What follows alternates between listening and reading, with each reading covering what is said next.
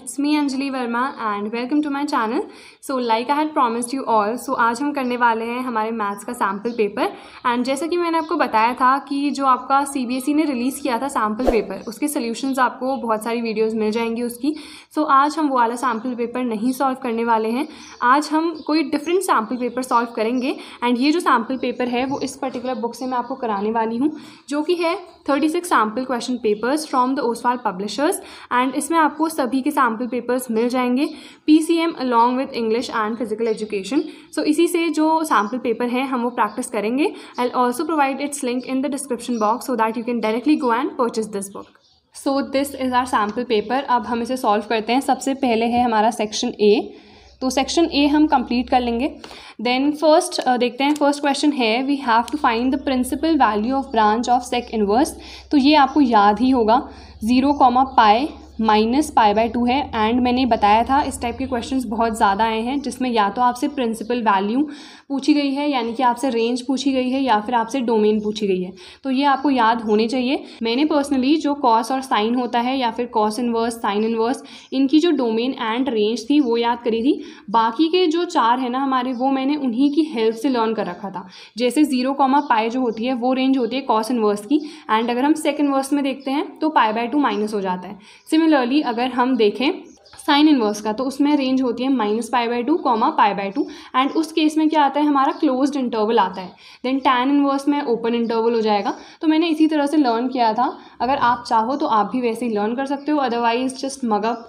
And ये बहुत ज़्यादा इंपॉर्टेंट है बिकॉज डोमेन एंड रेंज ये अगर आपको नहीं पता होगी तो आप इनवर्स ट्रिग्नोमेट्री नहीं कर सकते हो. तो फर्स्ट क्वेश्चन हमारा हो गया. तो डी वाला ऑप्शन जो है वो हमारा करेक्ट हो जाएगा. Then we have our second question. Second question है the relation R in the set 1, 2, 3. तो हमें एक सेट गिवन है एंड यहाँ पे जो रिलेशन है वो भी गिवन है. रिलेशन आपको क्लियरली दिख रहा है 1, 2, 2, 1. तो विच मीन्स ये किस केस में होता है, अगर A B एग्जिस्ट कर रहा है तो B A भी एग्जिस्ट करना चाहिए. ये होता है सिमेट्रिक की कंडीशन, विच मीन्स ये क्लियरली B हो जाएगा, यानी कि सिमेट्रिक. अब रिफ्लेक्सिव तो ये वैसे भी नहीं होगा बिकॉज इसमें ना 1, 1 है, ना 2, 2, ना 3, 3. रिफ्लेक्सिव नहीं है, ट्रांजिटिव भी नहीं है बिकॉज 1, 2 है, 2, 1 है तो 1, 1 भी होना चाहिए. सिमिलरली 2, 2 भी होना चाहिए, तो ट्रांजिटिव भी नहीं है. एंड ऑल ऑफ दीज तो होगा ही नहीं बिकॉज ना ये ट्रांजिटिव है ना ये रिफ्लेक्सिव है. तो ये क्या है, सिर्फ और सिर्फ symmetric, which means B option हमारा करेक्ट हो जाएगा. तो second question was very simple. इसके बाद है हमारा थर्ड क्वेश्चन. थर्ड क्वेश्चन है हमें x की एक वैल्यू गिवन है, एक मैट्रिक्स है. देन y की भी एक वैल्यू गिवन है. हमें मैट्रिक्स z निकालनी है such that x plus y plus z is equals to 0, या फिर हमारी नल मैट्रिक्स आ जाए. तो सबसे पहले आप क्या करो, x प्लस वाई कर दो. तो यहाँ पे सबसे पहले ऊपर देख लो क्या आएगा, 3 + 2 5 आएगा. विच मीन्स 5 में मैं ऐसा क्या ऐड करूँ कि मेरा 0 आए. ऑब्वियसली उसका ऑपोजिट -5, 5 + -5 इज 0, राइट. तो 5 अगर ऊपर है तो जो हमारी z मैट्रिक्स होगी उसमें क्या होगा, -5. ऑप्शंस देख लो, -5 सिर्फ इस वाले में है तो आपको पूरा क्वेश्चन भी सॉल्व करने की ज़रूरत नहीं है. आपको क्लियरली दिख रहा है 3 + 2 इज़ 5. 5 में मैं -5 जब ऐड करूँगी तभी जाके 0 आएगा. तो क्लियरली ए ऑप्शन मेरा करेक्ट हो जाएगा बिकॉज बाकी किसी ऑप्शन में ऊपर हमारा -5 नहीं है. बट अब यहाँ पे एक और चीज़ है कि यहाँ पे नन ऑफ दीज भी है. मान लो यहाँ पे -7 ना आके कोई और नंबर हो, तब उस केस में तो नन ऑफ दीज आ जाएगा ना. तो इसीलिए एक बार चेक भी कर लेना इसे. तो यहाँ पे -5 होना चाहिए. देन ये 1 + 1 इज़ 2, तो यहाँ पे -2 ही आना चाहिए. अगेन 1 + 1 इज़ 2, तो यहाँ पे भी -2. 5 + 7 12, -12 ठीक है. 2 + 2 4, -4 ठीक है. 3 + 4 7 एंड यहाँ पे -7 ही है, विच मीन्स ए ऑप्शन ही मेरा करेक्ट होगा. मैं ये इसलिए आपको बता रही हूँ बिकॉज यहाँ पे नन ऑफ दीज ऑप्शन भी है. मान लो यहाँ पे -5 है बट बाकी के जितने भी हमारे टर्म्स हैं वो कुछ और हैं, तो उस केस में आपका जो आंसर है वो भी कुछ और हो जाएगा, राइट. इसीलिए एक बार चेक भी कर लेना. बाकी तो वैसे जनरली आंसर होता ही यही है कि अगर यहाँ पे क्लियरली -5 दिख रहा है तो वही होता है. बट इन केस थोड़ा सा क्वेश्चन पेपर को आपका डिफरेंट बनाने के लिए उन्होंने इस टाइप का क्वेश्चन दे दिया, उस केस में मैं आपको बता रही हूँ कि इस तरह से भी चेक कर लेना. उसके बाद है हमारा फोर्थ क्वेश्चन. फोर्थ क्वेश्चन है एक हमें ए मैट्रिक्स गिवन है. देन हमें A निकालना है, जहाँ पे A हमें पता है ट्रांसपोज होता है ऑफ मैट्रिक्स ए. तो ए मैट्रिक्स हमें गिवन है एंड हमें अगर A निकालना है तो A क्या होगा, 1 -3 एंड 0. तो हमें क्या निकालना है, A × A ही तो निकालना है. तो इन दोनों को मल्टीप्लाई करा दो. सबसे पहले इसका ऑर्डर क्या होगा, 1 × 3, इसका क्या होगा 3 × 1. तो जो भी मेरी मैट्रिक्स आएगी उसका ऑर्डर क्या होगा, 1 × 1 होगा, ये इंटू ये. तो यहाँ पे आ जाएगा this into this 1, then plus -3 into -3 कितना हो जाएगा, +9 हो जाएगा। देन +0 इंटू 0 इज़ 0, तो ये कितना आ गया, 9 + 1 दैट इज़ 10। तो देख लेते हैं ऑप्शन। तो यहाँ पे हमें क्लियरली दिख रहा है कि जो बी वाला ऑप्शन है वो करेक्ट है, दैट इज़ 10। तो ये तो काफ़ी सिंपल से क्वेश्चन हैं। इसके बाद है हमारा फिफ्थ क्वेश्चन। अब फिफ्थ क्वेश्चन में गिवन है for what value of x is the matrix A a skew symmetric matrix. तो सबसे पहले तो आपको पता होना चाहिए कि एक स्क्यू सिमेट्रिक मैट्रिक्स क्या होती है। स्क्यू सिमेट्रिक मैट्रिक्स वो मैट्रिक्स होती है जिसमें A' = -A आता है। A' A होता है तो वो होती है सिमेट्रिक, A' -A आता है तो वो होती है स्क्यू सिमेट्रिक। और इसकी एक पहचान भी होती है कि जो हमारे डायगोनल एलिमेंट्स होते हैं ना वो हमेशा 0 होते हैं। जैसे यहाँ पे 1 है तो इसका ऑपोजिट यहाँ पे आएगा 1 -1, यहाँ पे -2 है तो यहाँ पे 2 आएगा। जैसे यहाँ पे 3 है तो यहाँ पे -3, विच मीन्स इस तरह से देख लो, ये ऑपोजिट ऐसे होने चाहिए। तो 1 का -1 तो -2 का क्या आना चाहिए, यहाँ पे 2 आना चाहिए क्लियरली। तो x की वैल्यू कितनी होगी, 2, विच मीन्स ए वाला ऑप्शन हमारा करेक्ट हो जाएगा। तो ये काफ़ी सिंपल से क्वेश्चन हैं, इन्हें तो आप आराम से कर सकते हो। उसके बाद है हमारा sixth question, what is the differential coefficient of sec tan inverse x with respect to x। तो इसमें हमें सॉल्व करना पड़ेगा सिक्स्थ वाला जो हमारा क्वेश्चन है। यहाँ पे मैं वायलेट कर लेती हूँ sec into tan inverse x को। अब अगर हम इसका डिफरेंशिएशन करते हैं दैट इज़ dy/dx, तो हमें पता है sec x का क्या होता है, sec x tan x, तो sec x and tan x, तो ये आ गया हमारा। उसके बाद tan इनवर्स का फिर से होगा बिकॉज वो x नहीं है, एंड tan इनवर्स का अगर हम फिर से डिफरेंशिएशन करते हैं according to the chain rule तो उसका क्या आता है 1/1 + x²। तो सबसे पहले tan into tan inverse x, ये तो x हो जाएगा, तो x/1 + x² इंटू अब यहाँ पे क्या आ गया sec of tan inverse x। इसकी भी वैल्यू हम x के टर्म्स में निकाल सकते हैं, आपको पता होगा किस तरह से। सपोज मैं tan इनवर्स x को ले लेती हूँ z, तो x की वैल्यू आ गई tan z। तो ट्राइंगल वाली मेथड मैं जनरली यूज़ करती हूँ, बाकी और मेथड्स भी होती हैं। अब tan z देख लेते हैं विच मीन्स x और ये 1, तो इसकी वैल्यू कितनी होगी √1 + x² होगी according to the Pythagoras theorem. तो यहाँ पे अगर मुझे sec z निकालना है, बिकॉज ये तो मेरा z है ना कंप्लीट, तो मुझे अगर sec z निकालना है तो sec z की वैल्यू क्या होगी, हाइपोटेन्यूस अपॉन बेस हो जाएगी। तो यहाँ पे दिस अपॉन 1 आ गया, तो ये वैल्यू आ गई है sec z की, यहाँ पे पुट कर देते हैं। तो यहाँ पे इसके बदले √1 + x², तो ये और ये कैंसिल हो जाएंगे, आंसर क्या आ जाएगा x/√1 + x², which means options देख लेते हैं। तो सी ऑप्शन हमें क्लियरली गिवन है, विच मीन्स सी ऑप्शन हमारा करेक्ट हो जाएगा। देन उसके बाद है सेवन्थ क्वेश्चन, दो कर्व्स आपको यहाँ पे गिवन है, आपको बताना है पैरेलल हैं या परपेंडिकुलर हैं, no common point of intersection या फिर नन ऑफ दीज। इस केस में m1 होगा स्लोप, इस केस में m2। कैसे निकालते हैं स्लोप, डिफरेंशिएट करके, तो यहाँ पे भी डिफरेंशिएट कर लेते हैं। 3x² -3, अब यहाँ पे क्या लगेगा हमारा प्रोडक्ट रूल लगेगा, पहले का डिफरेंशिएशन सेकंड टर्म ऐसे ही, देन प्लस सेकंड टर्म का डिफरेंशिएशन इनटू पहला टर्म ऐसे ही। अब जब हमने y² का डिफरेंशिएशन किया तो 2y, बट y जो है वो x के रिस्पेक्ट में डिफरेंशिएट हो रहा है, इसीलिए dy/dx फिर से आएगा। देन उसके बाद 2 का होता है 0, तो ये आ जाएगा। 3x², ये तो कंप्लीट 0 ही है, तो = 3 इंटू y² + 2xy से लिख सकती हूँ मैं dy/dx। ये हो गया हमारा कैंसिल। x² अब यहाँ पे y² बचा, तो ये डायरेक्ट यहीं पे आ जाएगा, तो माइनस साइन आ जाएगा, अपॉन 2xy dy/dx। तो हमें यही निकालना था, तो जो हमारा m1 है वो तो आ गया। देन हमें m2 निकालना है, तो m2 हम इस वाली इक्वेशन की हेल्प से निकालेंगे। अगेन यहाँ पे भी प्रोडक्ट रूल लगेगा, पहले का डिफरेंशिएशन सेकंड टर्म ऐसे ही, प्लस सेकंड टर्म का डिफरेंशिएशन इनटू पहला टर्म ऐसे ही, देन माइनस इसका करेंगे तो 3y² एंड चेन रूल के अकॉर्डिंग dy/dx फिर से आ जाएगा, और ये कांस्टेंट है इसका 0 हो जाएगा। अगेन यहाँ पे अब यहाँ पे अगर हम कैलकुलेट करेंगे तो 3 into 2xy + x² dy/dx = 3y² dy/dx। तो 3 कैंसिल हो गया। देन dy/dx दोनों पे ही है, तो इसको मैं उधर भेज देती हूँ, या फिर मैं इसे इधर भेजती हूँ।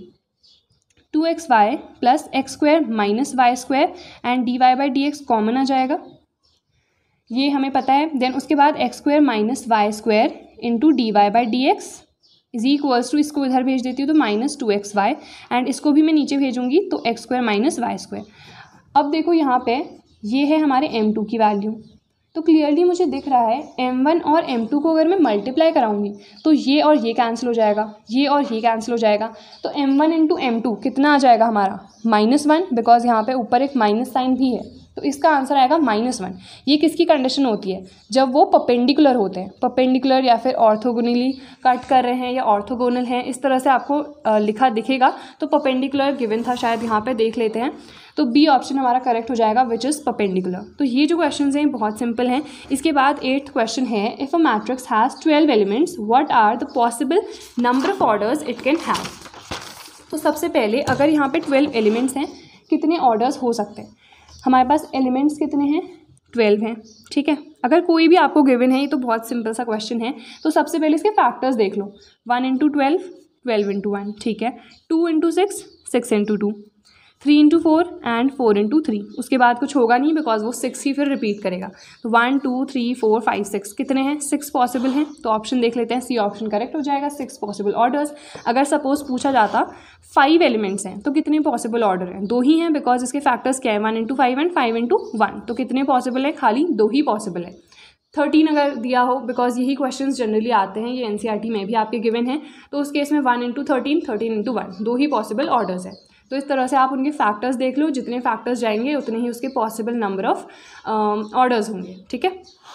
देन इसके बाद है, what is the principal value of sine inverse minus √3/2। तो ये भी काफ़ी सिंपल सा क्वेश्चन है, साइन इनवर्स माइनस √3/2। अभी तक आप देख रहे होगे इसमें तो कोई भी ऐसा क्वेश्चन नहीं है आपके सेक्शन ए में जिसमें आपको डिफ़िकल्टी आए। अगर कोई भी क्वेश्चन ऐसा लग रहा है ना कि कैलकुलेशन ज़्यादा चाहिए या अभी आपको समझ में नहीं आ रहा है, तो उसके लिए स्पेस लीव कर देना, बाद में आके कर लेना। बट जो क्वेश्चन हो रहे हैं ना पहले, वो सबसे ज़्यादा इंपॉर्टेंट है कि आप उन्हें करो। अब यहाँ पर हमें पता है कि साइन इनवर्स -x होता है minus of sine inverse x। यहाँ पे भी वही होगा, माइनस ऑफ साइन इनवर्स √3/2। इसको अब मैं x पुट कर देती हूँ, ठीक है। तो √3/2 is equals to sine x हो जाएगा। ये साइन में किसकी वैल्यू आती है? ये हमें पता है, ये होती है 60 डिग्री की। 60 डिग्री को मैं क्या लिख सकती हूँ? π/3। तो साइन से साइन कैंसिल, x की वैल्यू आ गई π/3। एंड ये जो इसकी वैल्यू थी वो क्या थी? Minus of this, which means minus π/3। वैसे इतनी कैलकुलेशन करने की ज़रूरत पड़ती नहीं है, बिकॉज आपको क्लियरली पता है कि x is equals to minus of this है, एंड इसकी आपको डायरेक्ट वैल्यू पता होगी। √3/2 साइन में किसकी वैल्यू होती है? 60 की, विच मीन्स इसके बदले π/3 ही आएगा, तो डायरेक्ट माइनस π/3। बस मैं इसलिए सॉल्व करके बता रही हूँ बिकॉज कई लोगों ने अभी तक प्रैक्टिस नहीं किया होगा। बाकी अगर आपने प्रैक्टिस कर रखा है तो क्लियरली आपको ये डायरेक्ट आंसर दिख जाएगा। उसके बाद 9th में ऑप्शन देख लेते हैं, तो बी ऑप्शन करेक्ट हो जाएगा, विच इज़ -π/3। अगर यही चीज़ आपको कॉस इन्वर्स में पूछी जाती तो उस केस में अलग हो जाता, बिकॉज उस केस में क्या आता है?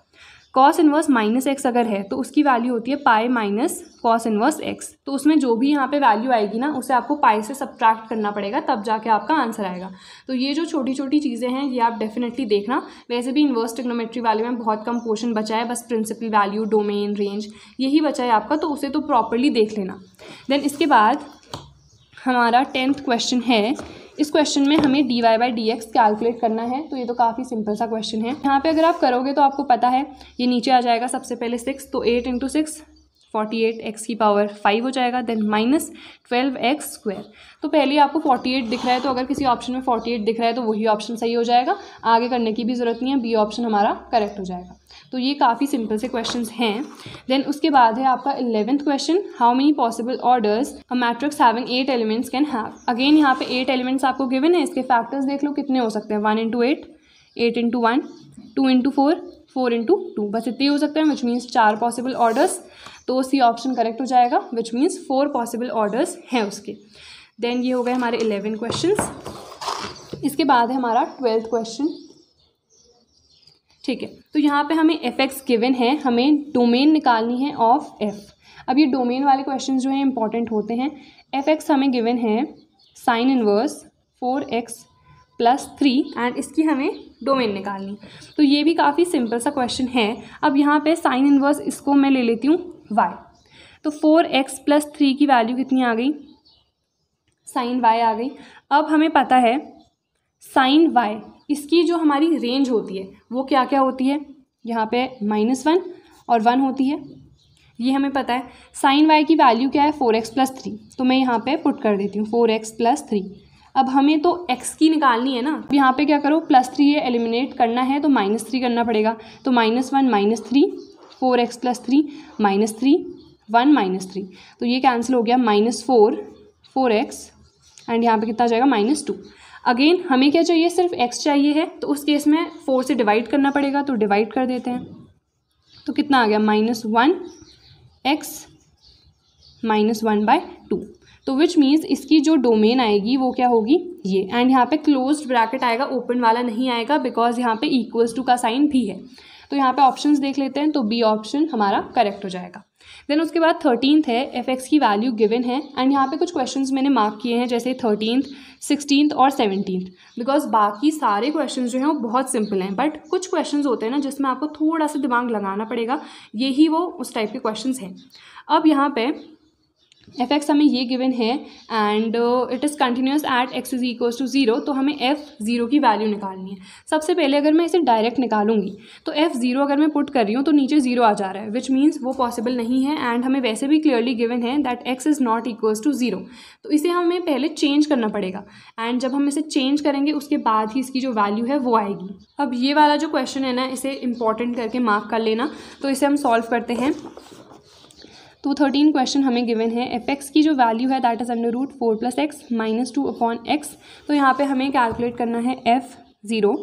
तो अब यहाँ पे f(0) अगर मुझे लेना है तो that would be limit x tends to 0, because ये आपका कंटिन्यूटी वाले से ही है, √4 + x -2/x। अब मैं इसमें क्या करूँगी ना, इसी से ऊपर और नीचे मल्टीप्लाई करा देती हूँ एंड यहाँ पे ऑपोजिट साइन लूँगी। जैसे हम रैशनलाइज करते हैं ना, तो जो नीचे टर्म होता है तो उसको हम मल्टीप्लाई और डिवाइड करते हैं। इसमें मैंने क्या किया है, जो ऊपर टर्म है उससे मैंने मल्टीप्लाई और डिवाइड कर दिया।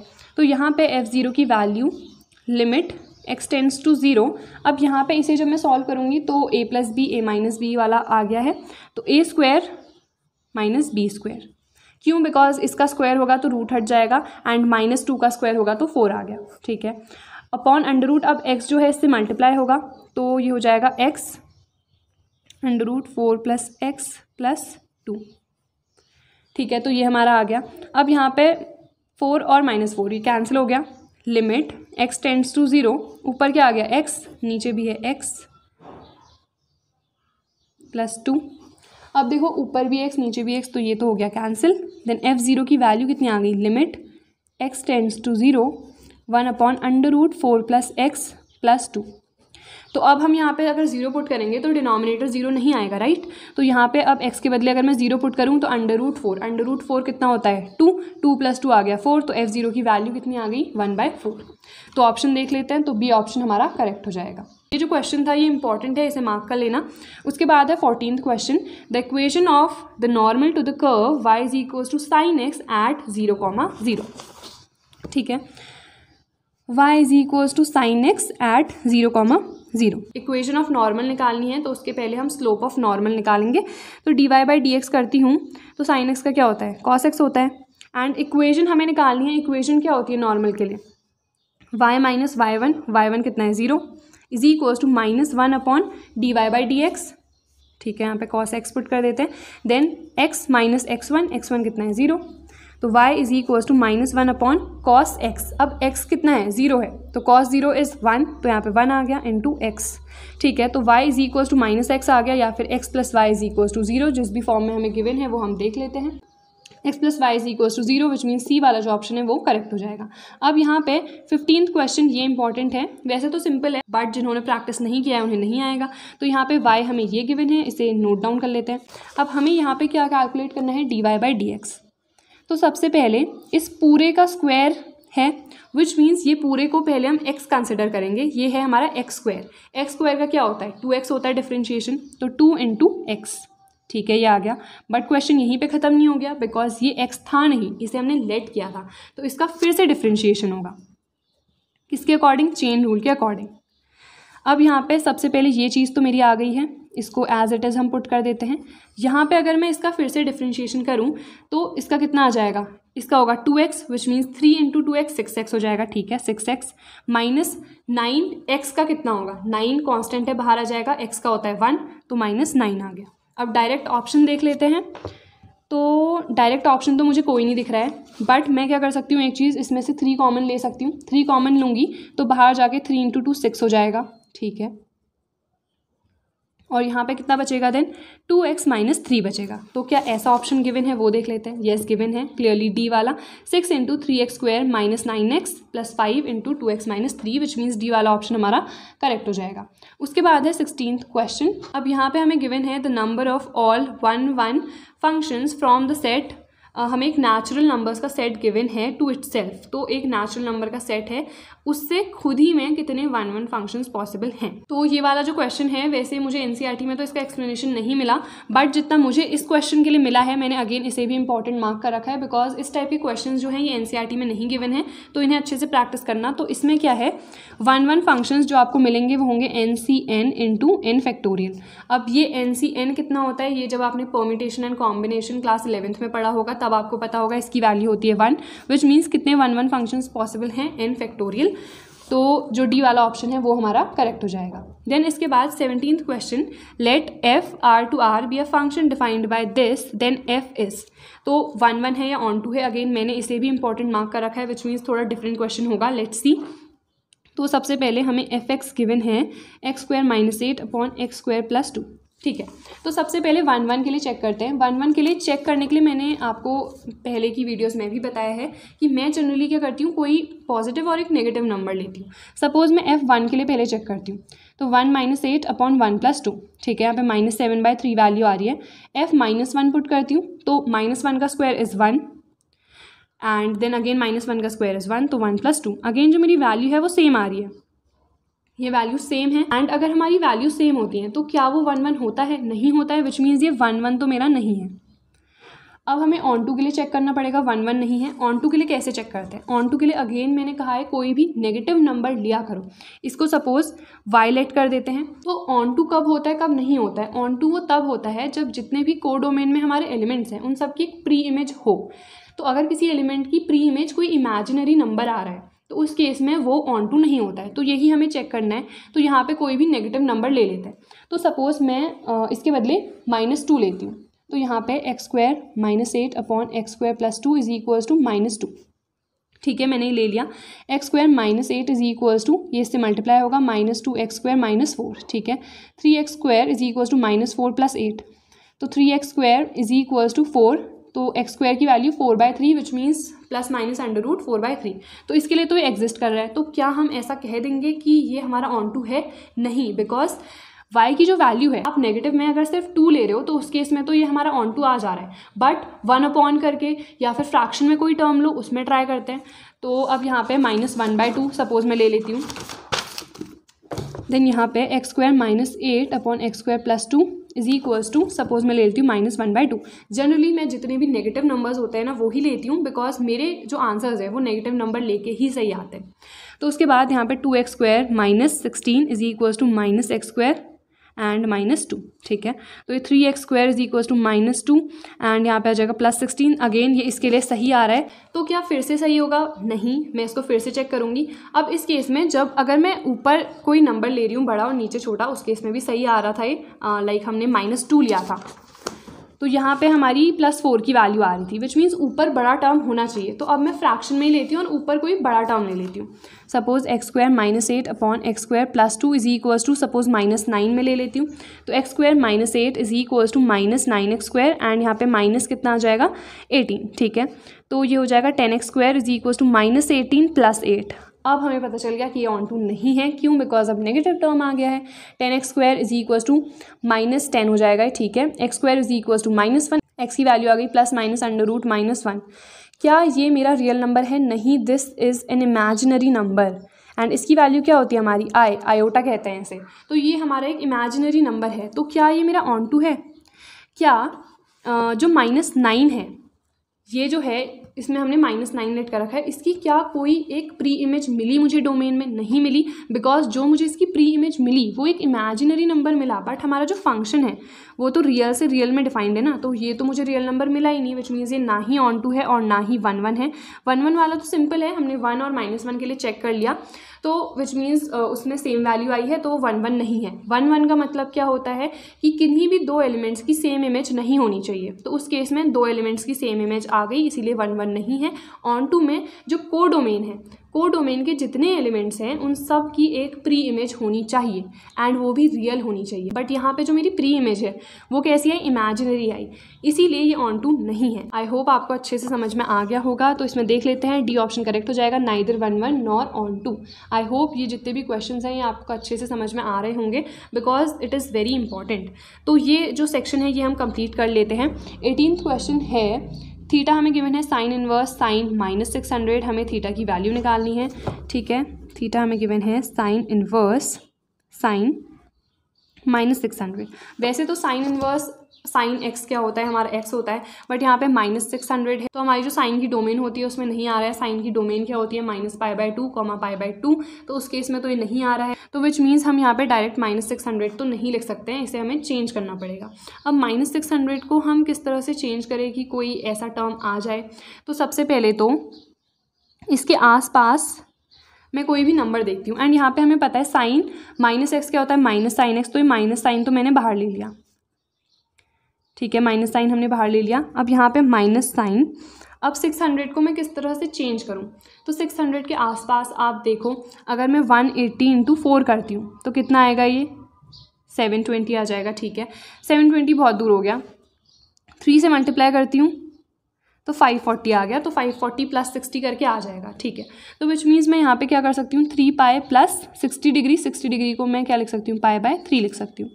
तो अब यहाँ पे माइनस साइन 3π + π/3 अगर मैंने लिखा है तो 3π कहाँ पे आता है, ये 1π कंप्लीट हो गया, 2π अगेन यहाँ पे 3π। ठीक है, तो 3π प्लस में कर रही हूँ तो हम कहाँ जा रहे हैं, यहाँ जा रहे हैं, CAST। यहाँ पे साइन होता है हमारा नेगेटिव, विच मीन्स ये जो वैल्यू आएगी नेगेटिव आएगी।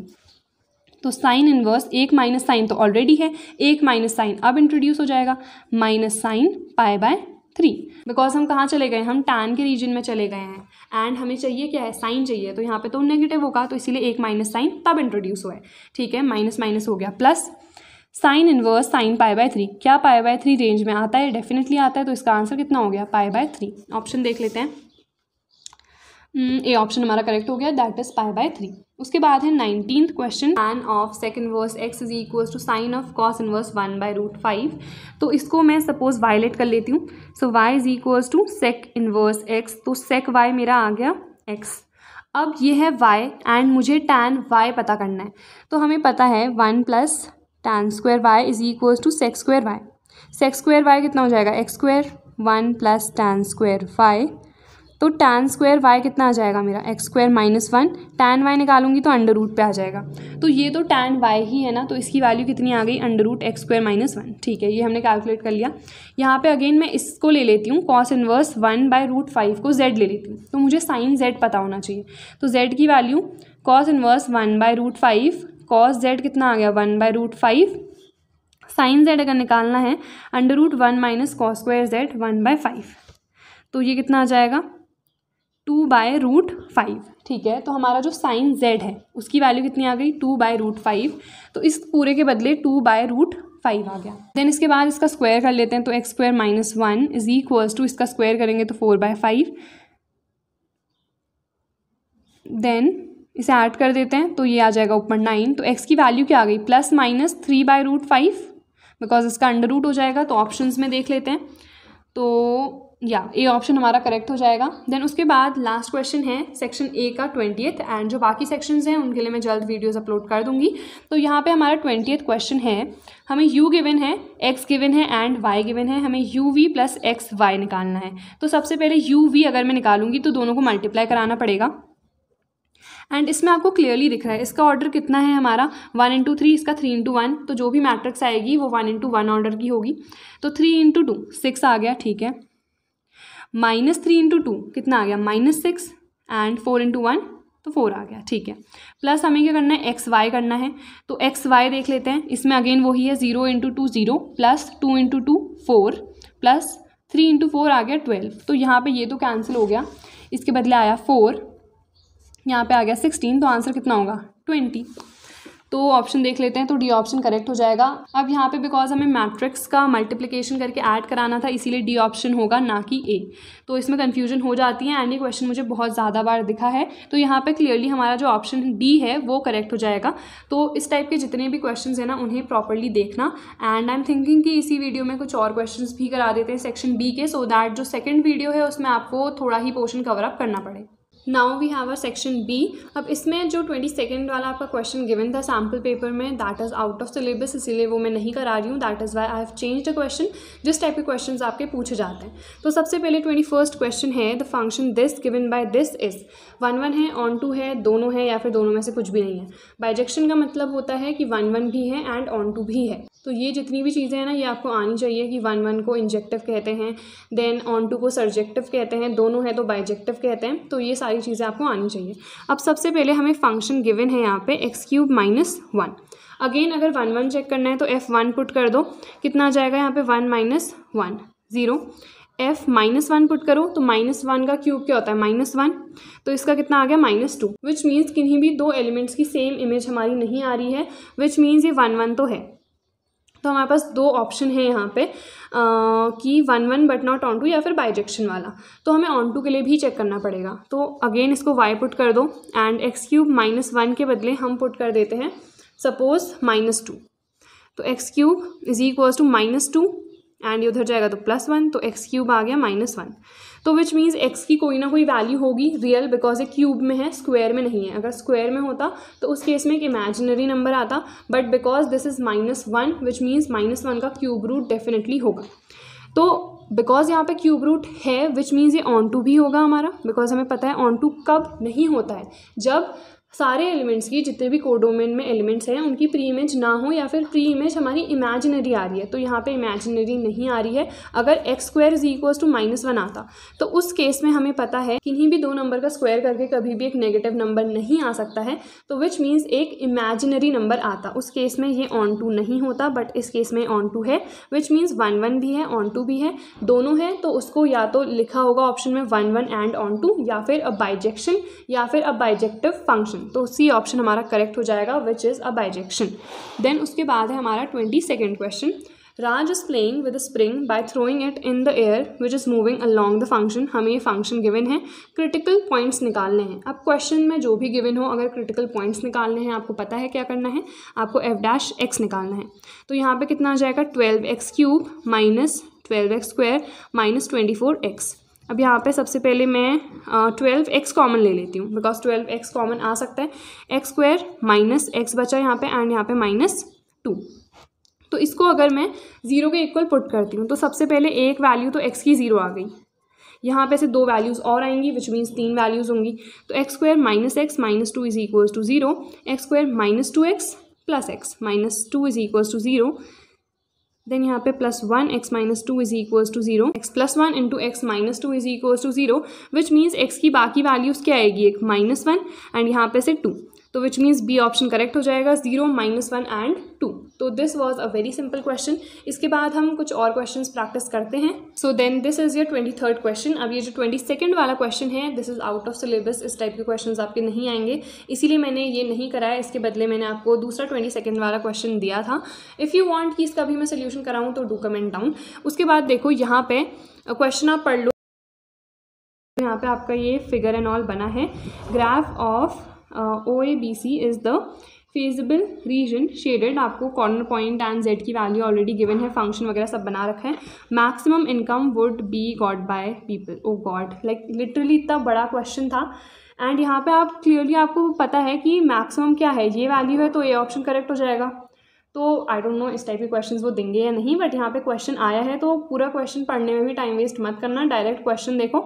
मैक्सिमम इनकम पूछी गई है तो मैक्सिमम क्लियरली मुझे दिख रहा है। अगर कॉर्नर पॉइंट्स क्या होंगे पूछा जाता तो 30, 20 होता, मैक्सिमम क्या है ये, तो ये ऑप्शन हमारा करेक्ट हो जाएगा। देन इसके बाद हमारा 24th क्वेश्चन है, द फंक्शन दिस इज़।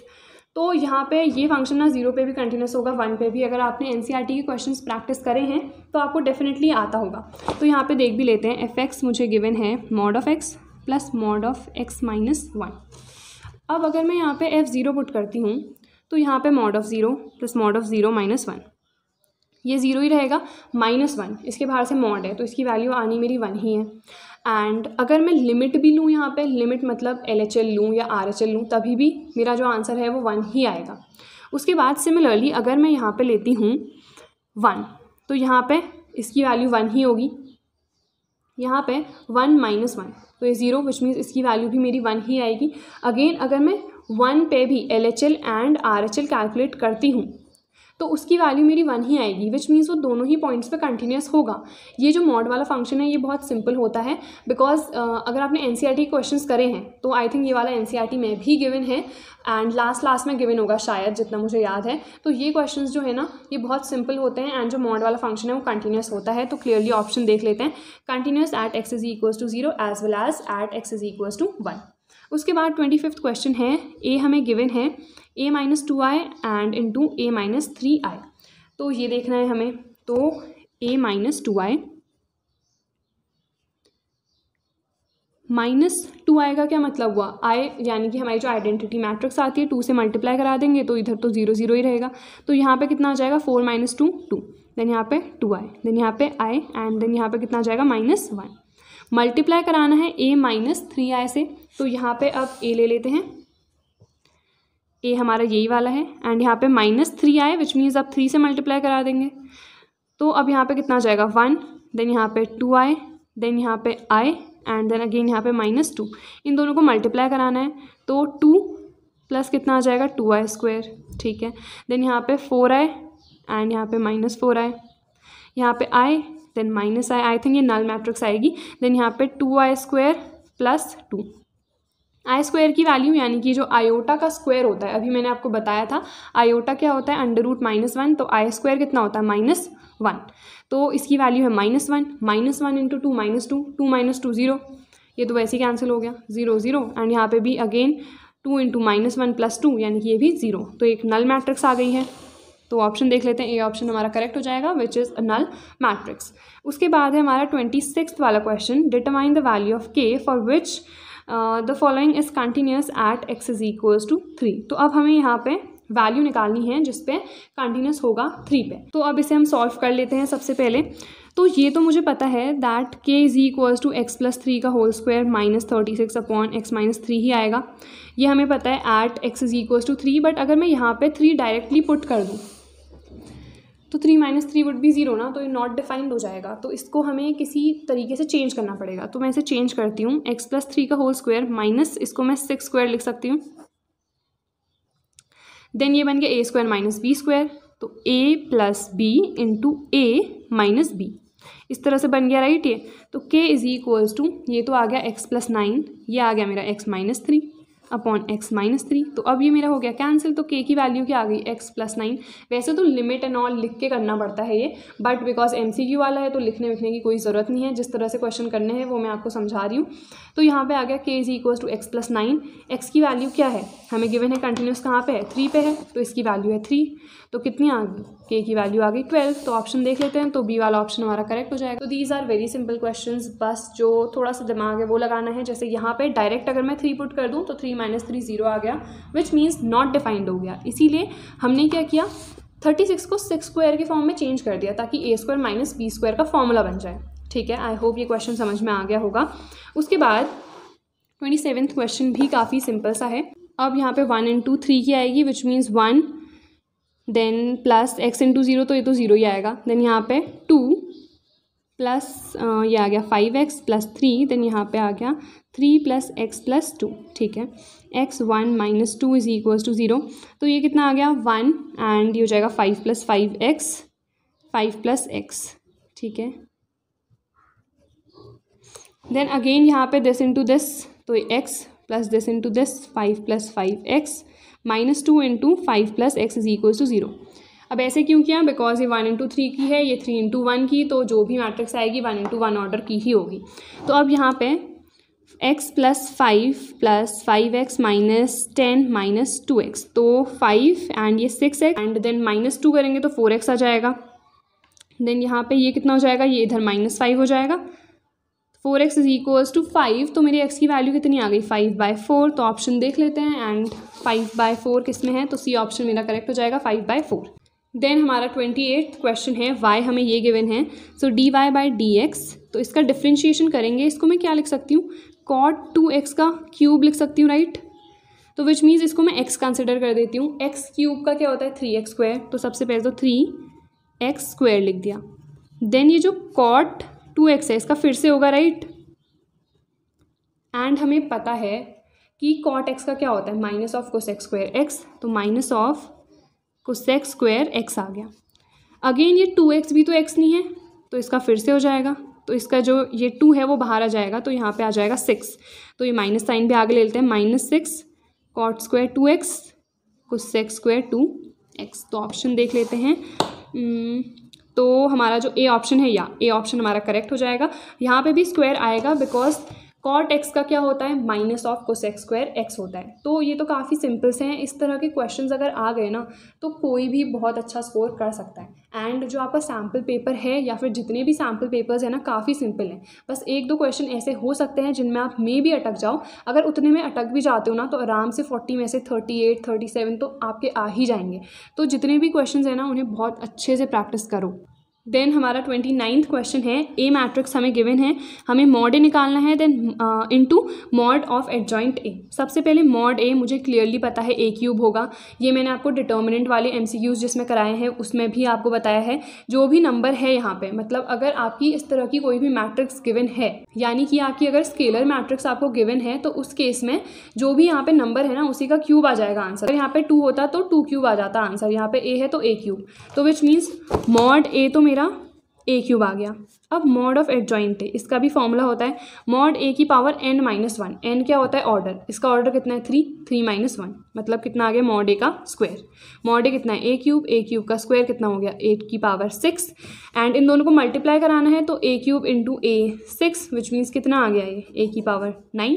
तो ऑप्शन देख लेते हैं, तो सी ऑप्शन हमारा करेक्ट हो गया ए की power 9। So I think these questions are enough for this video, and इसकी नेक्स्ट वीडियो जो है इसके बाकी जितने क्वेश्चंस बचे हैं वो हम नेक्स्ट वीडियो में कर लेंगे। So that's all for today's video. I hope ये वीडियो आपके लिए यूजफुल रही हो।